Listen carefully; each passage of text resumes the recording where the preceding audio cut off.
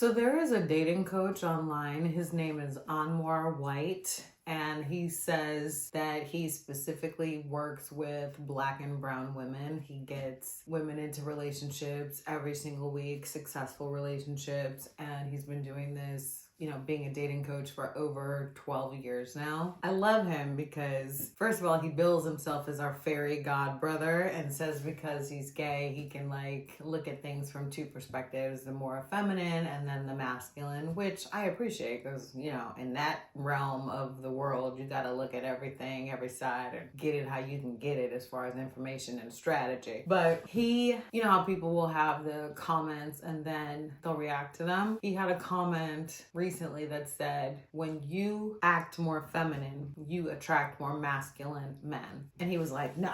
And I agree 1000%. It is not about acting feminine. It's about being feminine. The gag is for Black women, and he talked about this a little bit in that video. We haven't really been given the luxury of being feminine. And it's either we were struggling for survival or we have been mired in struggle love. One of the two, for most of our existence in this country. And it's only recently that I think Black women have even had an opportunity to tap into their feminine side and really understand what that means and give ourselves the opportunity to rest and just revel in that feminine energy. And even now, we're being constantly accused of being too masculine. I think it's not just Black women who are being accused of that, but that insult. You're too masculine. You don't want to let anybody lead and all this and that. But nobody ever really talks in those same insulting sentences about why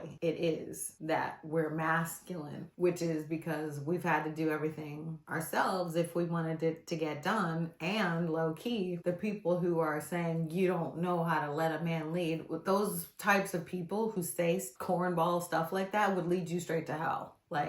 For real. But you know me, former journalist that I am, researcher that I am, and me wanting to advocate for critical thinking in all aspects of life, especially the digital life. I looked it up. What does it mean to be in your feminine energy? And here's what I found. Being in your feminine energy means embracing qualities like receptivity, nurturing, and intuition. It's about allowing yourself to flow with your emotions, cultivate creativity, and connect your inner world. Feminine energy is often associated with being rather than doing, and is seen as a force that creates, nurtures, and connects. They even broke it down. What does it mean? Embracing emotions, nurturing and compassion, creativity and intuition, receptivity and flow, self-care, and self-love. They say practice self-reflection, nurture your intuition, embrace vulnerability, engage in creative activities, prioritize self-care.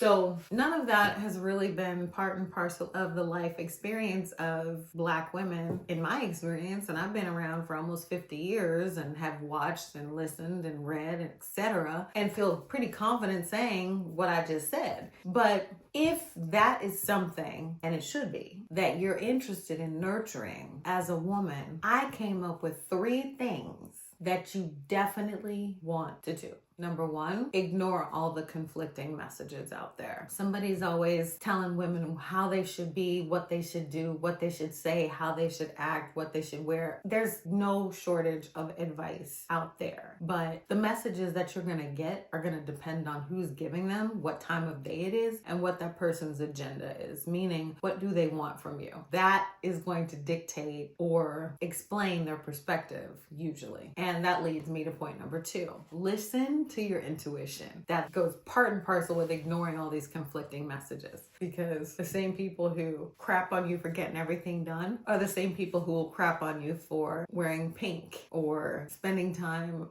feathering your nest or making yourself comfortable, or will chastise you for resting, all of which is very feminine, energetically speaking. And when I say listen to your intuition, think of it like this. Those of us who grew up in the church, you would describe it as listening listening to that still small voice. But basically it means how you feel on the inside, that matters. That carries weight. So if as a woman you think you shouldn't go certain places or behave a certain way, that's what your gut's telling you, then don't do it. Always listen to your gut. Your gut is your first mind. When we don't listen to our guts as women, at least in my personal experience, I always regret it. So if you want to revel in your femininity and really lean into that feminine energy, do not ignore your intuition.